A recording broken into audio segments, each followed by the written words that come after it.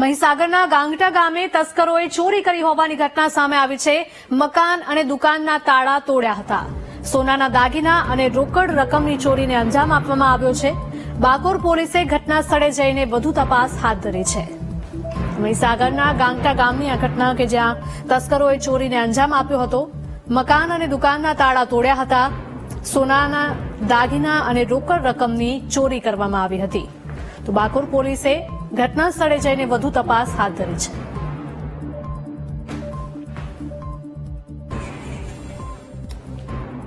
મહીસાગરના ગાંગટા ગામની આ ઘટના સામે આવી છે કે જ્યાં તસ્કરોએ ચોરીને અંજામ આપ્યો હતો। મકાન અને દુકાનના તાળા તોડ્યા હતા। સોનાના દાગીના અને રોકડ રકમની ચોરી કરી હતી।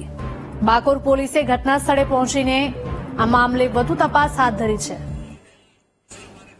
સંવાદદાતા વિશાલ પારેખ જોડાયા છે ફોન લાઈન પર। વિશાલ, મહીસાગરના ગાંગટા ગામની આ ઘટના છે, તસ્કરોએ ચોરીને અંજામ આપ્યો છે। જી ખાસ કરીને જો વાત કરવામાં આવે તો મહીસાગર જિલ્લામાં હાલ આજે ઠંડીના માહોલમાં તસ્કરી જે બેફામ બન્યા છે। ખાસ કરીને ગાંગટા ગામે રાત્રિ સમયે મકાન અને દુકાનના તાળા તોડી તસ્કરોએ હાથ સફાઈ કરી છે। રાત્રિ દરમિયાન બંધ મકાનને ટાર્ગેટ કરી હાલ સોના સહિત રોકડ રકમની દાગીનાની ચોરી કરી છે। ત્યારે ખાનપુર તાલુકામાં બાકોર પોલીસ સ્ટેશને ફરિયાદ નોંધાઈ છે। બ્રાહ્મણ ફળિયાની આ ઘટના છે।